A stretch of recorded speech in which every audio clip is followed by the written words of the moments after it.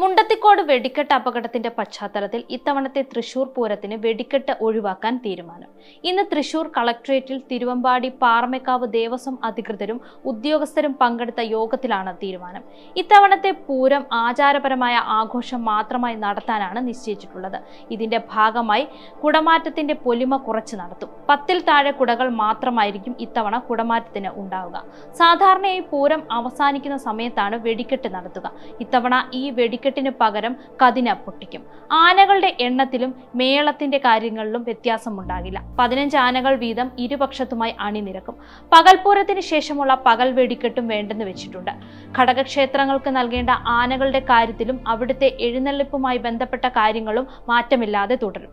തൃശൂർ പൂരത്തിന് തിരുവമ്പാടി വിഭാഗത്തിന് വേണ്ടി വെടിക്കെട്ട് സാമഗ്രികൾ നിർമ്മിച്ചിരുന്ന മുണ്ടത്തിക്കോട്ടെ ശാലയിൽ വൻ സ്ഫോടനമുണ്ടായതിനെ തുടർന്ന് 14 പേർക്ക് ജീവൻ നഷ്ടമായിരുന്നു. പൊള്ളലേറ്റ 11 പേർ തൃശൂർ മെഡിക്കൽ കോളേജ് ആശുപത്രിയിൽ ചികിത്സയിലാണ്. ഇതിന്റെ പശ്ചാത്തലത്തിലാണ് പൂരത്തിന് ഇക്കുറി വെടിക്കെട്ട് വേണ്ടെന്ന തീരുമാനത്തിലേക്ക് എത്തിയത്.